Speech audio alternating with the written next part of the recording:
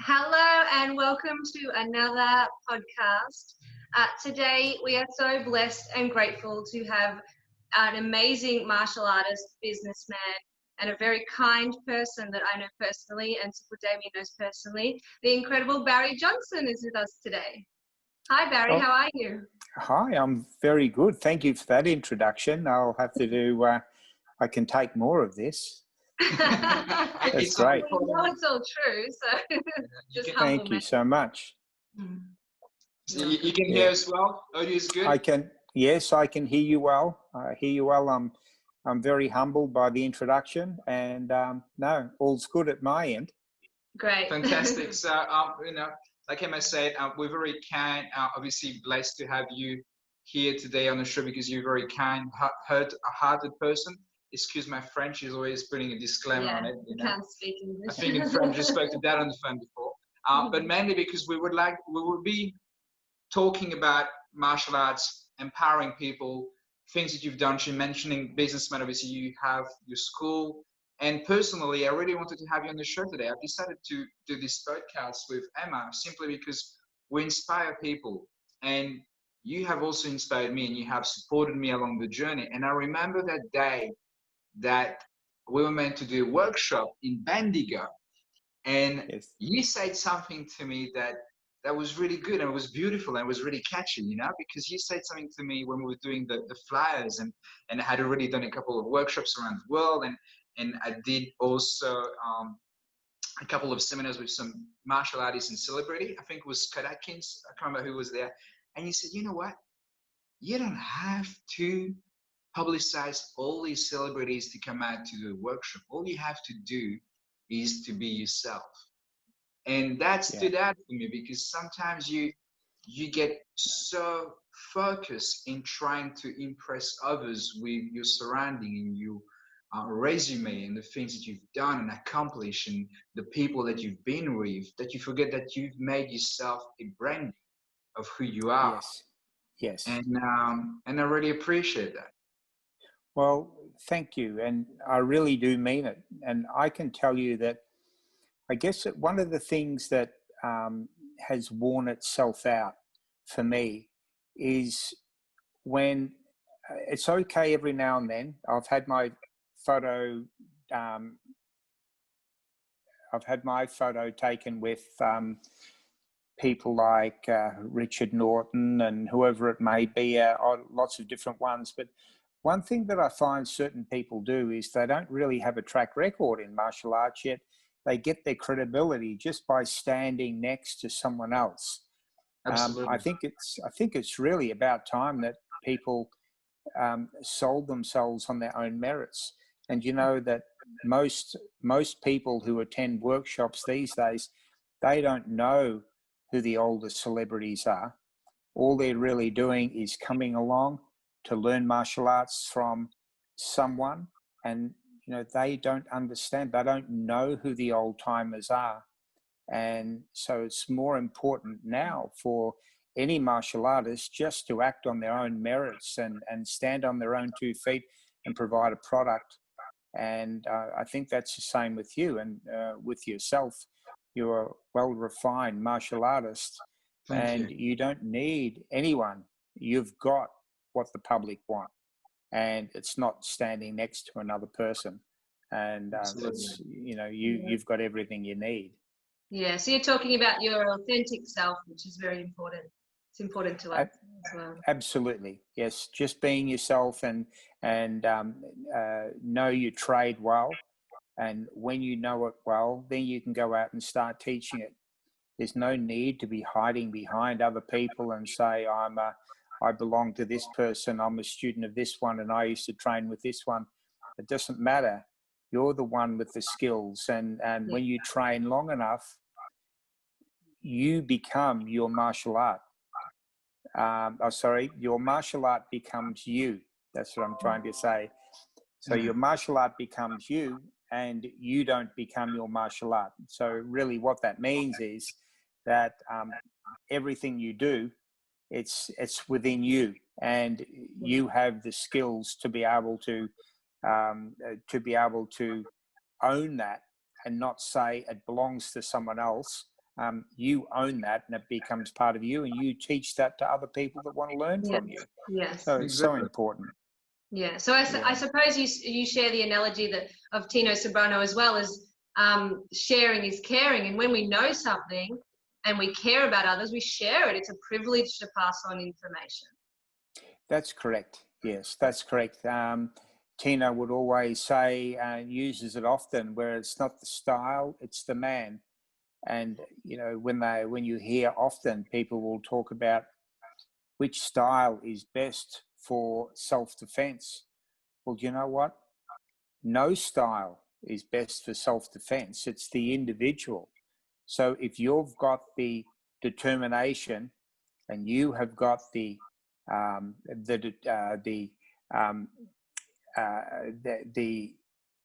internal fortitude, or in another word, you've got the mongrel inside you, then that's what's going to help you in self-defense. It's nothing else. Absolutely. Yes, that's it. I've been in situations in the early days when I was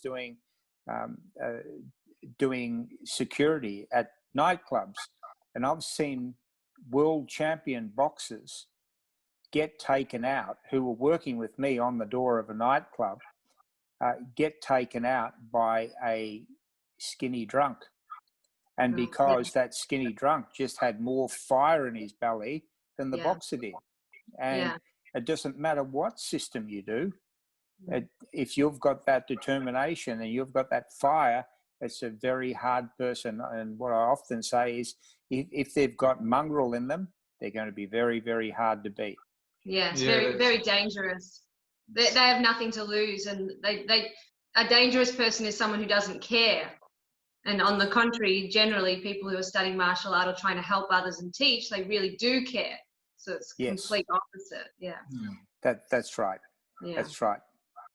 And that's one of the greatest principles, especially that Emma does a lot of classes with women.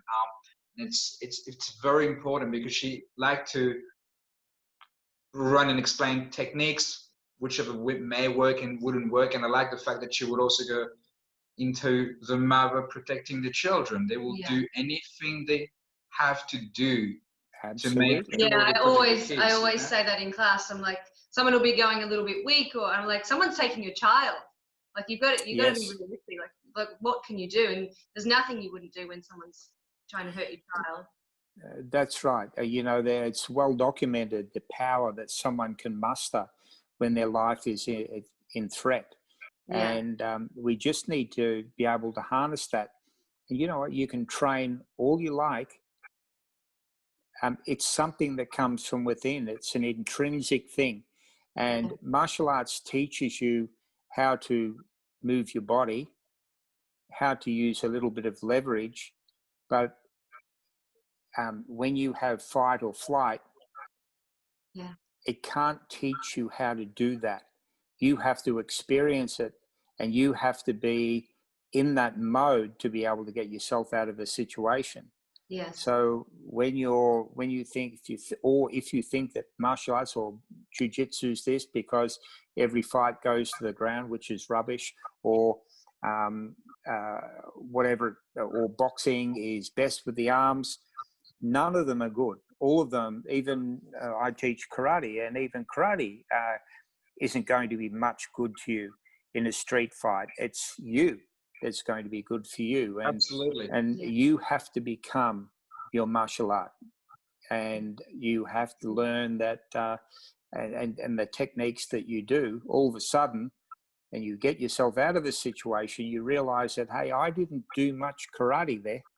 I was just fighting for my life. And if you had a video on it, you'd probably think that looked really ugly. Yeah, that's it. But it just doesn't work the way people think it's going to work. It has to depend on you and what's going on inside. And you have to just be determined enough. And a person like a mother or someone who is drunk, and unfortunately, people who are on ice and they have no feeling, and and apparently when you take ice, you feel like Superman, like you can do anything. And that's I've had patients on that before, and there's no rational thinking. It takes 4 or 5 of us in the hospital to hold one person down, and they'll only be like 60, 70 kilos. they're Yeah, completely well, like Superman. It's very Yeah. sad and dangerous. Yeah, it's a sad situation, and but that's the way it is, and we have to be prepared for that. And That's that's right. what real self-defense is about. And it's Yeah. not about going punch, punch, punch, and learning how to do technique to be good at self-defense. And I'm glad, Emma, that you're teaching self-defense. And as I've said to Damien many times, that self-defense um, is not learning martial arts. No. Any martial artist that says, I will do my martial art and you'll learn self-defense. Well, listen, it may help, but Yeah. you It's need quite to know, needed. you learn dirty tricks. Yeah. And if you can't teach self-defense to a male or a female who is overweight and unfit, and you have to say you better get in shape first, Yeah. well, it's not really self-defense. Like, not at exactly. all. No, It's selling the product. Yeah, yeah, that's it's exactly got to right. be for everyone. Yeah. Absolutely. So, yeah, And that's why we it, started, as you know, Yeah. we started this program with disability because we believe that anyone can learn. And not so much about the aspect of martial arts in terms of doing the kata and the form, but I believe anyone can learn on how to protect themselves. Yeah, just a few little tricks. That's what it is. Yeah, and I that's think right. a lot of self-confidence. Like a lot of the women, of course, they're not martial artists. They're trying their best and they're incredible. But it's that little bit of confidence and a lot of awareness, because we talk about awareness a lot, and extracting yourself from situations, avoidance, things like that, and then perhaps preparation if you need to. But it's more about being aware, because people don't really recognize red flags these days, or don't trust their instincts so readily. And so we talk on that. We talk about that a lot. It's really important. Well, that's good. And it sounds like you're right on track, because it's all about, the certain points. It's got to be about vigilance, awareness. Before you even go into a situation, you've got to be prepared for what could possibly happen. And if you do find yourself in a situation, then it's about vigilance, just to keep an eye out for things. And if you do see something ahead of you, don't walk into it and say, oh, I'm going to be brave. You walk around and go the opposite direction. Yeah. And Avoid it. That's what I say to the girls, avoid at all costs. You always, and especially with a man, you avoid a confrontation or a fight with a man at all costs. That's right. Basically. There was a story a few years back where a young lady walking or going for a jog along the Yarra River, and just underneath that Chapel Street Bridge, Yeah.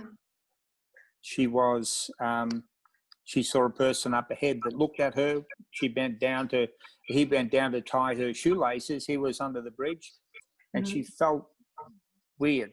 She felt like there was something wrong. Intuition. But she thought, if I turn around and go the other way, if this guy is okay, it would be really hurtful for him that I've turned around and run the opposite direction. And he might think that I'm a little bit fearful of him. So I'll throw caution to the wind and I'll keep running. Yeah. And she ran under the bridge only to be assaulted by this guy. Yes. She should have trusted her instincts.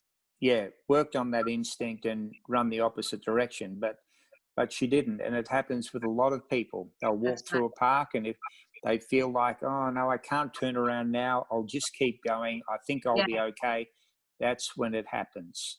Yeah, absolutely. Yeah, I feel like we've all had those moments where we have that instinct that something's not right, and the most important thing is to not worry about offending a stranger. You know what I mean? You're not hurting, they don't know you.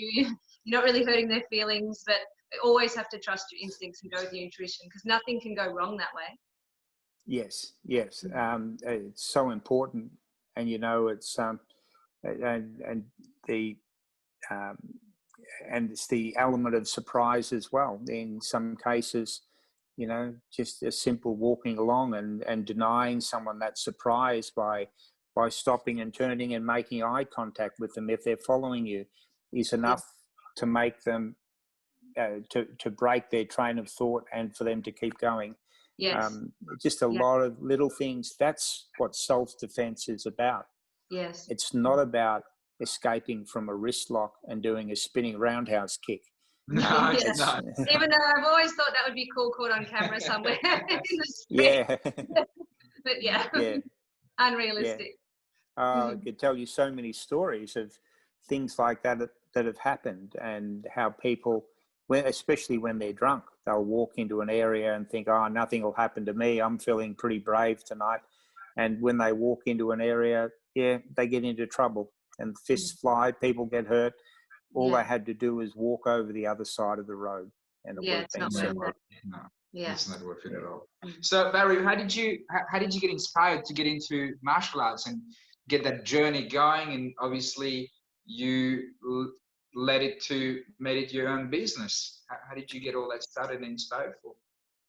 Well, I was when I was a young kid, I was about 12, and I went to, we used to go to the drive-in theatre. My brother-in-law and my sister went, and they'd often ask if I wanted to go with them. So I jumped into the back of into the boot of their car, so I didn't have to pay to get into the drive-in theatre. Like the good old days. The good old days. You throw a blanket over yourself and they can't see you. And on this particular night, there was a movie called 5 Fingers of Death. Okay. And it was a kung fu movie. And when you look at it today, it's the crummiest and weirdest movie you've ever seen in your life. But I saw that, and I was a bit of a wimp as a kid. I wasn't much good at sport. And I did get picked on. I got bullied, but I'm not claiming I was, bullied, because I believe that bullying did set me on a different path. And so I decided I wanted to do martial arts. Now, funnily enough, I didn't want to do martial arts because I felt that it would help me spiritually. I did it because... Good. Yep. I did it because I wanted to kick someone's butt. And that's the reason I started martial arts. I thought, how cool would it be if any of those guys pick on me, I could whoop them. That's cool. That's very honest. I love it. Yeah. And so I started training, and really with going through the grading system, it got to a point where I found I could train and without fear of being, I had something in my life. That's what I'm trying to say. I had something in my life that I could do. I did it on my own, and after a couple of years, a few people found out about it. They took interest, and they started coming along and going through the ranks. And before you know it, I'm going through for black belt. This is when I was 21, a number of years later. But over that period of time, I gained a bit of a reputation of doing karate. No one ever saw me do the martial art, but I just started training, and I felt that it was bringing me a lot of things in life. One of the things that it did bring me when I was 21, after I got my black belt, was it gave me some people approached me to do security work. And that was pretty cool, because you could do security work. You could go to the nightclubs. You didn't have to pay. In fact, you got paid, and they trusted you. It's good to old be at the, good old way the door. to get in. Yeah. And, because I never raised a hand against anyone, because I never hurt anyone, or I treated them as I would like to be treated if I walked into a nightclub, I found that most of the nightclub owners in town wanted me to work for them. I was more of a host than I was a bouncer, because I certainly didn't bounce people out the front door. Yeah. I would have a chat with them and say, listen, you've had a bit to drink. You go home, come back in next week. In fact, I'll let you in for nothing. Just go home now and sleep it off. And Awesome. they would come back, and sometimes they would come back, and if they caused a lot of trouble, sometimes I would throw a punch, and I would just step out of the way, but I wouldn't hit them back. They come back next week and said, "Oh, can I see you for a minute?" So yeah, I just want to apologise for last week. I'm sorry, that will never ever happen again. I was an idiot. I'm not going to come in tonight, but I might see you next week. So it was that kind of thing that would happen, and there was no rough. The only time I ever got into fisticuffs was when somebody actually held up the bar and took the till and ran off with it. So Tell us that story. We were in the standing on the door of the nightclub, and I was with another fellow that was a well-known judo player in town, and he said, "Oh, someone's just taken the till." "What do you mean they've taken the till?" "They just reached over." No. It was a guy who, when they weren't looking, undid the lock, grabbed it, and just ran out the front door. And he'd been casing it for quite some time. Gosh. So everyone was saying, "Oh, should I go and call the police?" I said, no, we've got no time for that. And I just ran out the door. You're not supposed to do it these days, but I ran out the door and headed up the road, and I tracked him down about 5 blocks away, and he was exhausted, and I was pretty fit at the time. And I said, "Hand it over." And then he put it down on the ground. He lifted his hands up, ready to fight. And I think it really ended in one front kick. He did a front kick, he doubled over and was winded, and I picked the till up and walked back. And when I walked back in, it was like, "Oh, you got it. Oh my God, that's fantastic." And so even when you're doing security, you can still do it well. You don't have to be a buffhead and hurt people, because I can tell you that those that hurt other people, their days eventually came. And it mightn't have been them, but it might have been a friend who knew someone else of that person. And then we often had bikies that would come to town. Often we had Hell's Angels, and we also had Gypsy Jokers who would come in, and they would single people out. And and on one particular occasion that's worth mentioning is a night when we did have the Hells Angels come to town, and I was working in a nightclub. They all arrived at the nightclub. They're in their colours, and this is before it was illegal to do all this stuff.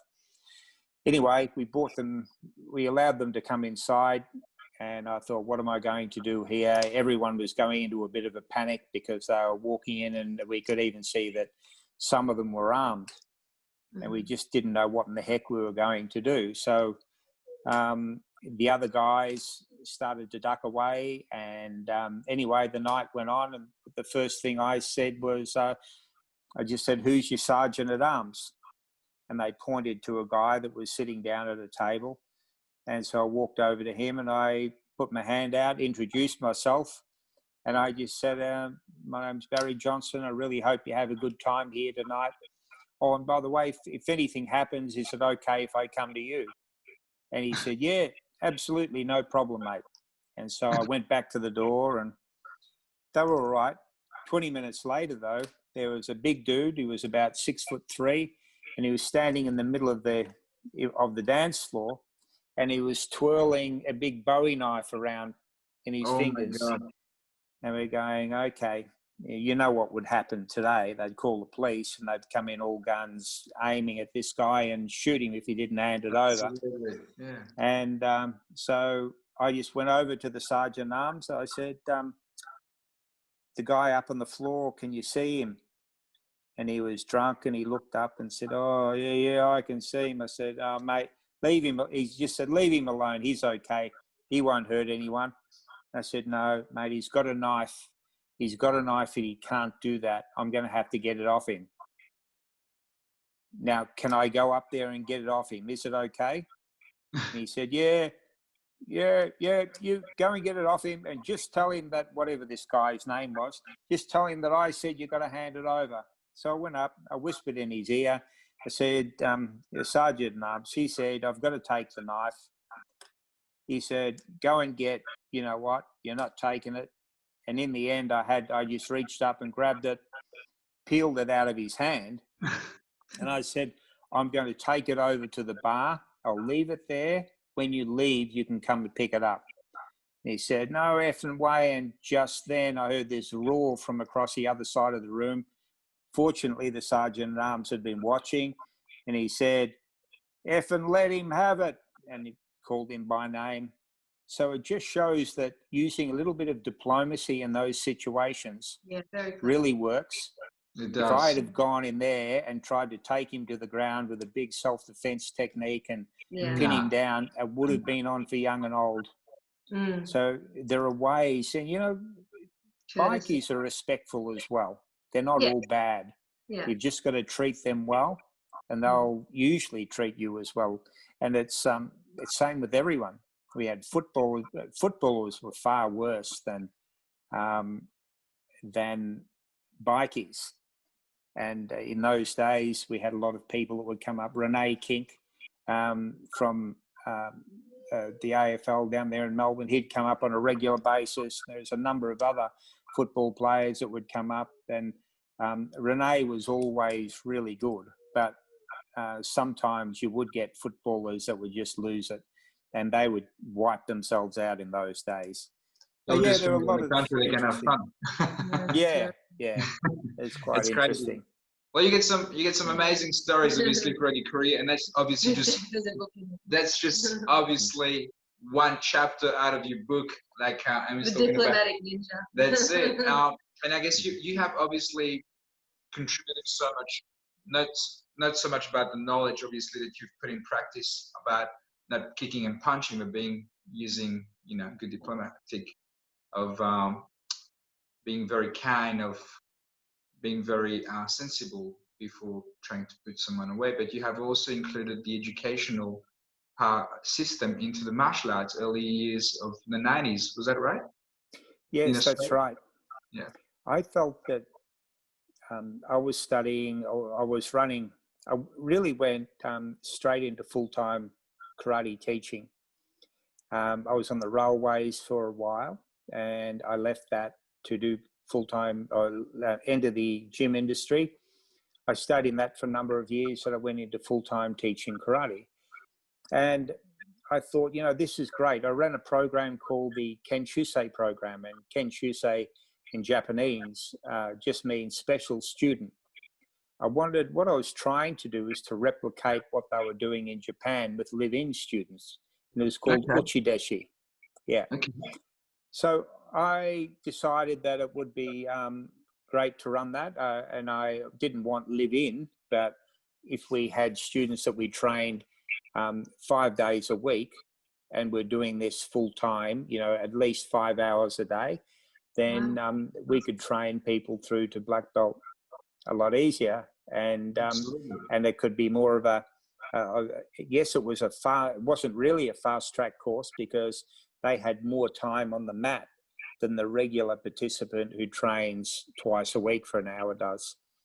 But it was fast tracked through, so it could happen in a lesser time frame. Now, I ran 2 of those programs. They were very successful. In fact, at the time, I had a few black belts who were going through the traditional way, and I rubbed a few people up the wrong way. They didn't really like what I was doing because this was my private group of people. And at a grading for the first group, there was a grading coming up, their black belt grading, and they were grading with other people. And unbeknownst to me, they're no longer with me, so I can talk this way. Those black belts said, we're going to fix these guys up and we'll show him how it's done, and show him that their fast tracking isn't going to work. Now, on the day of the grading, I let these guys, they did their 30 fights with all the students, and they were still looking pretty fresh. And what you normally do is bring in the fresh fighters. So I brought in my fresh fighters who were all first and second dance, and had been that way for a while. They'd entered competitions and were doing very well. And they went into the fight, and I was a little bit worried. You know, I was more nervous myself than the guys grading. But every single one of those guys that did the Kenshusei program wiped the floor with the other guys. Wow. Just convincingly beat them. And it was not that I wanted to see the other guys beaten. Again, they're no longer with me, but I didn't want to see them beaten. But at the same time, if they're going to try and snipe people and try and bring them down, just to show them that these guys were tough. Anyway, after that program, I convinced myself that this was a great program. And I thought there's only one thing that I would really love to do, and that is, wouldn't it be fantastic if these guys could do this as a nationally recognized qualification? Yeah. And wouldn't it be great if we could get them, at the time it was Austudy to train in martial arts. And I thought, I'll set out and do it. I'll work out how you do that. And not many people were becoming training organizations. But I decided I would have a go. I became an RTO. I got my registration. And then back then they called them a training recognition consultant. He helped me to put together the plan or the framework for a nationally recognized qualification in martial arts. So it was called RTO Managed Accreditation Program. Wow. Now, I was paying this guy a fair bit of money I didn't have at the time, and were working through. He came to me one day and he said, I've got some good news and I've got some bad news. The good news is, I'll give you the bad news. The bad news is the government are about to start their own martial arts training package. I said, what? He said, no, but don't worry. What's going to happen is they've already contacted me to contact you to ask if you'd be interested in running it with them or helping them to put it together. Awesome. When was that, Barry? Was it in the 90s? That was in 99. Okay, wow. Yep. And in 2001 was when it was endorsed. Okay. Yeah, so I worked with them. I did a bit of work with a guy called Don Jones, who was working for Youth Sport and Recreation in Canberra. And together we put together the martial arts training package. It ended up being 13 different units of competence, and it was for weapons and all sorts of things. So after putting that together and it became endorsed, the one thing that was mentioned to me was that, okay, you've helped with this. You're the only one in this country that's equipped to be able to deliver the program. So you're going to have a head start on every single other RTO that's out there. So I started working with it, and that's how I first got to know instructors. Instead of starting from the bottom and working up, I decided I would start from the top and work down. Yeah, very clever. And right. I contacted people like Tino Seberano, Grandmaster William Chung, Richard Norton, Richard Bradford from Sydney, Martin Hall from Hall's Taekwondo, all the people in town that I thought would have the most influence. And it was the best thing that I ever did, because once they started, then everyone else wanted to do it as well. And after about 12 months of puddling around with these qualifications, the government decided that they were going to, the Labor government were in, and they decided they were going to inject funding into the vocational training sector. And a lot of that funding was to go to sport and recreation. Excellent. So that left me in a position in which I could deliver funded training. It meant That's amazing. people didn't have to pay for their training. They didn't even have to pay for their martial arts training because the amount of money that came in, it covered the cost of their martial arts training. Right. So you gave so many people opportunities that would otherwise wouldn't be able to do it. Absolutely. And we were running school-based apprenticeships. We were running regular traineeship programs. We were running anyone who was on the dole and they wanted to do a vocational course, they could do martial arts as a study program. And it really did take off. And I was the only RTO at the time running it.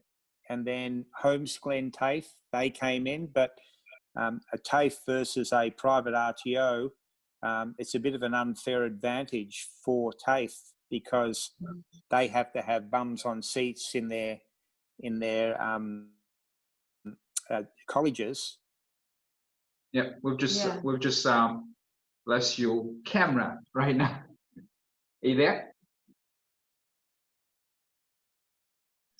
Ah, I can see you now. I think the screen just went off. Don't know what's going on. It's the internet. I think it's the NBN. That's it. Pandemic. Yes. Everyone on the internet trying to learn online, homeschooling, podcasts, you name it. Yeah, crazy. It's making Yeah. everything crash. But you were saying about your Go Run program, and I was just wondering, do you know how many students that you've had go through since 2001? Since 2001, yeah. Well, I can tell you how many gained qualifications over that period of time, and it was 14,000. Wow. Yeah, over a 15-year period. So it's about 1,000 per year. Yeah. A lot of those, most high-level martial artists in Australia hold one of my qualifications, or many schools, whether it be St. Joseph's in Geelong or St. Kevin's in Melbourne. A lot of the students went through there, and we even, all the players at the Richmond Football Club, the Essendon Football Club, the Coburg Football Club, they were all put through our training as well. Of course, they weren't doing martial arts, but overall, out of the 14... physiology side of it. That's right. Over the 15 years of delivery, there would have been a minimum of 12,000 martial artists that went through. Amazing. And really what that did, what the important thing that it did through traineeship funding, nothing to do with my end of it, but what that helped inject into the martial arts industry tallied to about $40 million. Oh, wow. And that was to the martial arts schools. Yeah. That's what they received. And that's why it was so popular in those days and why everyone got onto it. And unfortunately, governments change, policies change, and the minute all of the funding stopped, then it was pretty hard to keep that qualification moving along. Mm-hmm. Yeah, but it was a great ride. And I got now I know why everyone calls you the teacher's teacher in martial arts. Yeah, well, thank you. Most have it, and I don't come in and I don't think that I'm over and above anyone when I teach. In fact, there's a lot of contribution that comes along, and a lot of them, all it was skills gap training. You know, you may know 90% of what the qualification is about. It was up to me to articulate that in government language so that they could be issued a qualification just based on their recognition of their current competence. Mm-hmm. And for those coaches that didn't have a great deal of extra education, we helped those through in a confidential way and got them over the line, and they're very grateful for that. Yeah. It was a great industry, and I believe it will come back again one day. It just has to have the right government in place to introduce it. But as anyone would tell you in the RTO game, it's a hard gig, and I don't really think I want to go back there again and do all that. But Barry, that's obviously a great insight, because obviously I've been part of that little ride with you, I guess this is where we get to know each other a little bit better with that ride of delivering these programs. And I think it's so inspiring because, like, I'm sure everyone who will be listening to this today would know that if someone wants to be passionate as a martial artist and want to make a living, you have to give yourself 100% of everything that you want to do to be good at it, you know.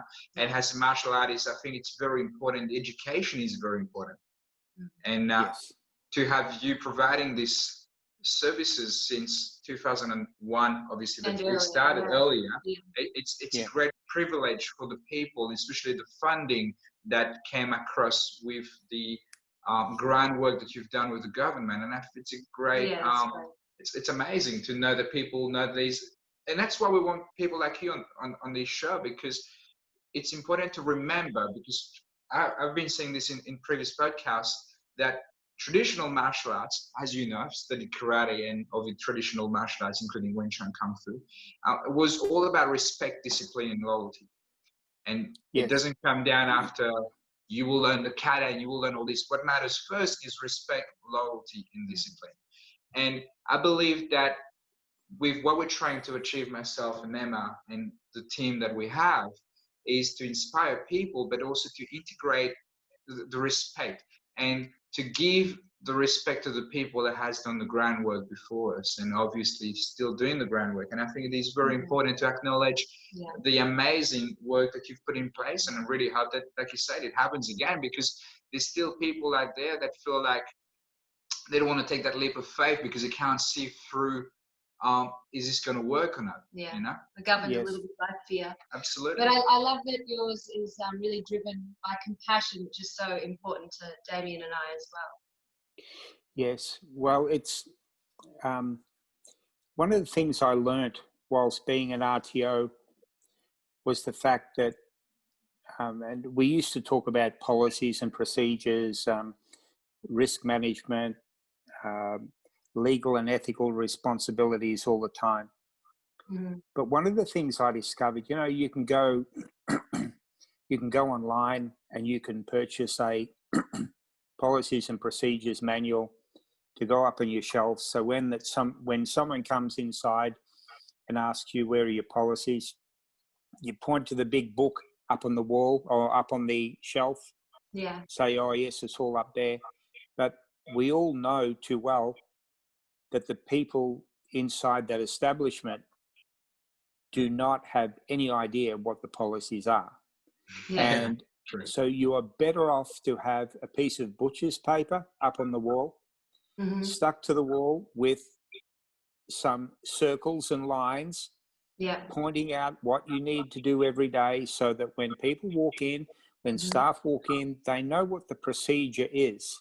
You know, I went to the trouble of getting one of the first organisations to get in a DFib for our school, and making sure that everyone was up to speed. I mean, the pressure was on me because I had to lead by example. But often I felt that one day if I have a heart attack and I'm laying on the floor of the dojo, I wonder if everyone or anyone would actually remember what to do and if they could save my life.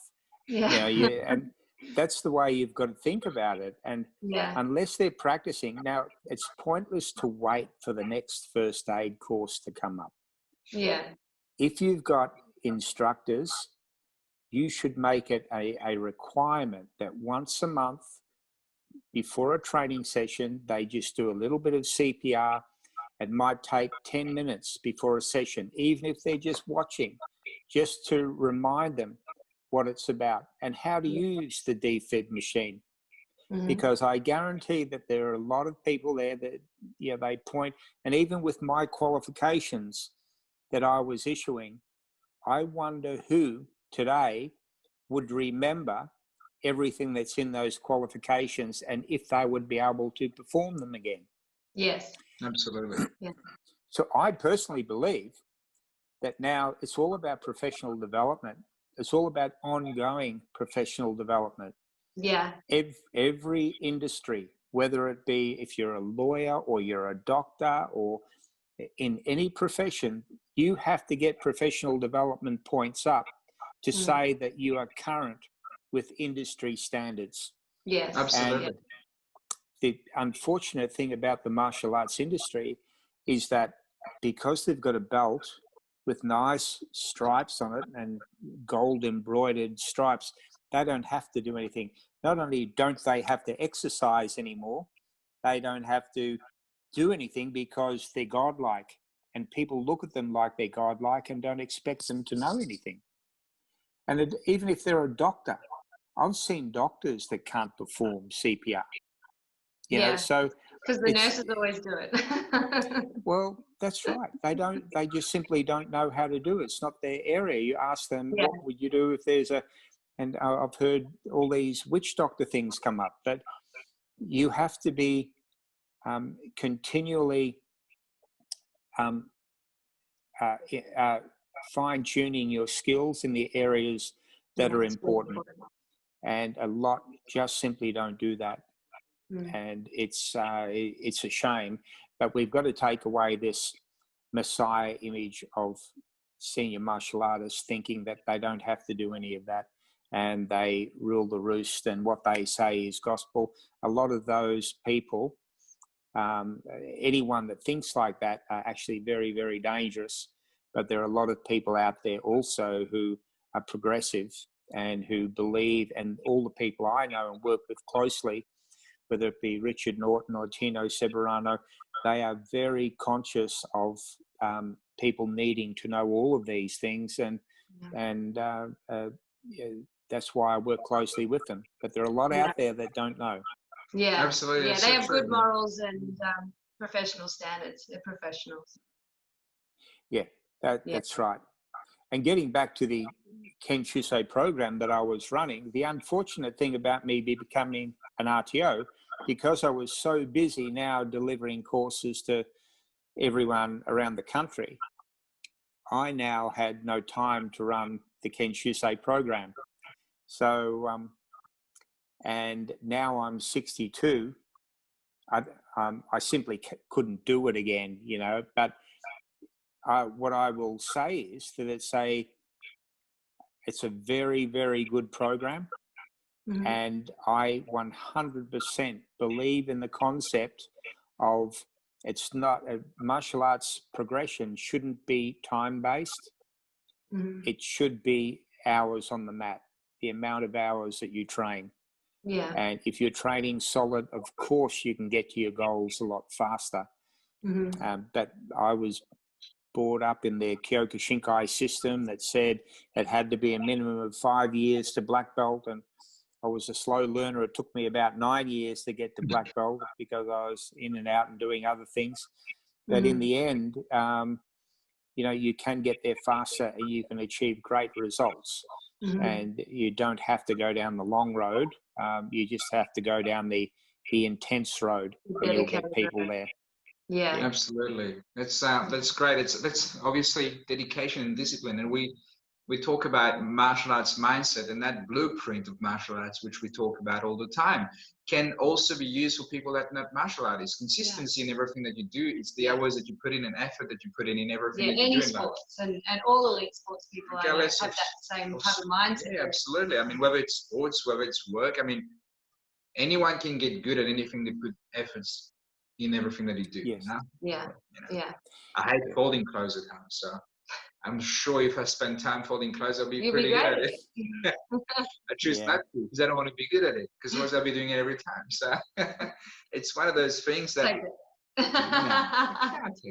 that's the truth. You know, the truth of the matter is everything that you put time and effort in. Exactly. And you can improve in any matter of your life if you give it attention. And I think everyone was born with no knowledge. No one was born a martial artist. Yes, people believe that you were born with this intention and drive, that you were set to do something in your life. But I believe if anyone put that drive to anything they want to achieve, they can get anywhere they want to. Yeah. Yes. No, that's exactly right. And it's passion. If it all begins with and it ends with passion. And what I mean by that is you need to have that innate desire to want to do the thing in the Yeah. first place. Yeah. If No you've one got has that, to prod and shove you to do it. You want to do it. You want to get up. You want to yes, get the training. You want to put the hours in. that's right. And if you, Self-gratification. exactly, if you love it, then it's not a chore. And if you want to stretch and you want to get your stretching improved, you'll practice that every day because you're determined to get there. Mhm. And it's the sad thing about, this is where qualifications that I was talking about that I delivered, why I love teaching the martial arts industry was because I was delivering qualifications to people who had a passion and who really wanted to achieve in martial arts. They were there, they were already pre-sold. The sad thing about qualifications is that in the fitness industry,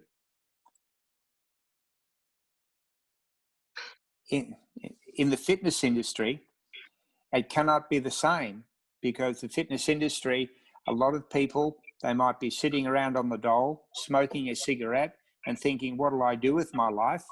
Oh, I know, I'll become a fitness instructor. And it'll get Centrelink off my back. They'll see that I'm doing a course. And they're the main people that went in and did a fitness course. They really weren't all that interested. They just had some random fantasy that wouldn't it be good? Okay. And so to try and get them over the line, and in the end, I didn't deliver any more fitness qualifications because Okay. I felt that you're going to have to sacrifice your soul. I'm really sorry. I'm so everyone. sorry, Barry. That's okay. We've just got. Okay, yeah, the fitness industry is a little bit different because you don't often get the people with the passion. You get the people who just want something to do in their spare time. And it doesn't matter if it's the fitness industry, the sport industry. I used to love teaching for AFL because I'm not very good at AFL, but I got to meet, I got to work with my favourite team, which was the Richmond Football Club. Yeah. We put through great players like Andrew Cracker and Brett Deledio and Nathan Brown. He didn't go through, but he was hanging around at the time. And there are a lot of, and I became good friends at the time with Dale Waitman. And we just had it's a fantastic ride. And yeah, I wouldn't have replaced that for anything on earth, and be nice to have it back again. But with all the rorting that went on in recent times, I don't think it'll be back for a while. Yeah. But yes, no, good memory. if you've got passion, you've got it all. Yeah. Yeah. Absolutely. That's it. Yeah. Well, between the three of us, we're certainly not short on that. Yes. Yeah, that's right. And you've like my instructor, he said to me, stick to karate because it will bring you everything that you want in life. And he was absolutely true. Yeah. I could go off and I could have had jobs doing other things, but So I couldn't imagine being in control of my life for all my life. And it really has, and it has. It's brought me everything that I want in life. And there's a difference between wealth and being rich. Yeah. Being rich is just enjoying what you do and living your dream. Yeah. Wealthy, I know a lot of wealthy people that hate their jobs and hate their lives. Very sad. Yeah. So I feel I'm pretty blessed as well. Yeah. No, it's great. It's great. So Barry, it's been some You're really incredible. good insight. You're incredible, as we know, and I'm blessed that I've got you in my circle of friends. I mean, we all got you, including Emma, because you do some amazing things for the community. And what are you doing now? I mean, obviously with ISO, you've recently did. I mean, it's been going on for a couple of years now, doing the coach check. Is that right? Yes. Well, one thing I found with the industry was that whilst I was delivering qualifications, that was one thing. That was just one area. and it was great. But there are other pillars that needed to go with that. And so we had background check, we had validity. How do you check the validity of a coach, whether they are who they say they are? And so I thought there needs to be something else. And yeah, that's great. And this is where I've come up with the theory that you don't have to have a qualification as such anymore. You just have to agree to the fact that you have to commit to ongoing professional development. You have to agree to the fact that if you want to work with children, that you have to have the appropriate permits to do that within your jurisdiction.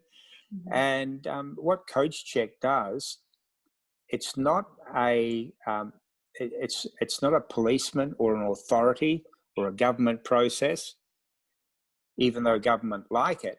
What it is, it helps coaches to get their portfolio in order. So if they've trained in Wing Chun Kung Fu for 20 years, you record that. If you it gives you the opportunity to choose from a range of professional development courses that will bring you solid points. It gives you the opportunity to have an inbuilt policies and procedures process in the form of a member protection policy. So if you have coaches that are meeting all the requirements, then the government have little concern. And at least the minimum that Coach Check does, it helps martial artists to get their backyard in order. Because at the moment, we have the Child Safe Act that was brought in 2017 by the United Nations. Every country in the world has to have their own child safe procedures. And, you know, if you don't have that, in Australia, you can be prosecuted. Now, it's a bit of a silent enemy. A lot of people don't know about that. And they can sneak up behind and say, where are your policies? Show them to us. But generally speaking, they will help and they'll get you on track. But what Coach Check does is make sure that you've got all those policies and procedures in place. That's right. Great safeguard. Yeah. So when you get that knock on the door, you're going to feel rest assured that you're okay. But the most important thing with Coach Check is we promote coaches to the four corners of the globe. If someone is looking for a coach in Bendigo, Victoria, they type in Bendigo, Victoria, and the coaches who have been verified and who have got their 3, 4, or 5-star status, that's great. They can be found easily. And that's great. That's great. So you're well informing the public who otherwise would have no knowledge on it. It's great. Yes, that's exactly right. And most people don't know the difference because a lot of them get blindsided with the hype of the martial artists saying that they are they're a guru in martial arts and come and learn from me. But that guru needs to, the most important thing, it's not a challenge on where you got your qualifications from. In fact, it's the opposite. You don't have to come from a lineage to be listed on Coach Check. That's what people need to understand. The important thing about Coach Check is that they understand what their legal, ethical, and moral obligations are when they are teaching other people. And that's what we help them to do. And if they allow us to help them, then we promote them. And nothing to lose, everything to gain. Yeah, that's such a win-win situation for everybody. I think they all should be on that coachcheck.com. Yeah. You know, it's very important. Well, I think so, and I'm getting a lot of uptake. I'm getting some. It's work in progress. It's been going since 2013, but I'm finally getting it to a stage where it's ready to launch internationally, and we'll have a good number on before the end of the year. But next year, 2021, will be a very big year for Coach Check, and I hope that it'll become international standard for all martial artists. That's great. I can actually Yeah. see that. That's great. What a great initiative to develop and see through. Well done. So everyone who's listening at the moment, Barry, what do they need to do? Do they need just to go on to Coach Check and search for it and they sign up? What's the process if anyone who's listening as a martial artist or they'd like to be part of that? Here's my wife, Angie. She's just been to their hairdressers. Come Oh, here. lovely. Hi, Angie. Oh, your hair looks good. Here she Oh, is. it's beautiful. Hi. How embarrassing. I'll hide behind him. Oh, that's great. Yeah, everyone will see in the It's podcast. good that you're allowed and to go to a hairdresser. We're That's not allowed right. to do anything. I was about to say this right now. Yes, they go to Coach Check, www.coachcheck.com. Okay. And all they need to do is go to the I'm a coach button and follow the steps. And they enter their email, they'll receive an email, they go on, fill in their initial information, and then they can go in to enter the rest of their information, and that it's free of charge. Okay. There's no cost. And that's the important thing. People often wonder, oh, no, we can't afford it, COVID, all that kind of thing. It's totally free of charge. But what it is, it becomes a living, breathing portal. It means that interested clients can get in touch with them directly without the clutter of that they get on Facebook. Yeah. Absolutely, that's great. I can't see any negatives surrounding That's it. fantastic. It sounds phenomenal to me. And it's pretty straightforward for someone to go in and just search for an instructor in the different So they just put in their suburb or the suburb, and that's pretty straightforward. That's right. They'll be able to find them. And in fact, what I would like all the coaches who are registered to do is to put a pixel on their website so that if they're promoting themselves, they can click on that pixel and they can go to a third-party website that is impartial. Okay. We are an impartial website. So it means that if you don't make the grade, you won't reach the highest stars straight away. For those that make the grade, they do. And we help everyone to get to 5-star. It's a simple process. You know, you only have to enter all of your details to a 3-star. You agree to a member protection policy, to work with a member protection policy. You can make adjustments to it, and that becomes a 4-star. Then when you provide a working with children check or equivalent, in America, it might be the NSCI, the NCSI, which is the National That's so Child Safe important Initiative. because we know children get abused. And they go to 5-star. So that's great. There's a lot of benefits, no negatives. That's great. Barry, it's been very inspiring to find out that obviously not only you've done so much to support the young martial artists to be able to achieve their dream, obviously not having the right support in terms of funding because of work and giving them an avenue to be able to make this the career with the right education, which is very important in the world that we're living at the moment. And I think that's fantastic. And, you know, we're very glad to hear in terms of a safe environment that any instructor will have the right process and baggage to be able to deliver this program to their kids. And especially for people who will be listening to these podcasts, knowing that there's system and processes in place to make sure it's going to be in a safe environment. So that's been great. You've been obviously a great key aspect to having this podcast today, but obviously we can talk forever. We better start to wrap this up very soon. We'd love to have you in our future podcast. So thank you so much again for being here with us today, Barry. And thank you, and keep up the great work. Yeah, keep up the great work. Well, thank you very much. I do appreciate it. It's been great talking with you. And we'll catch up very soon. We will. Hopefully we're coming soon. Thanks, Barry. Take care. Okay.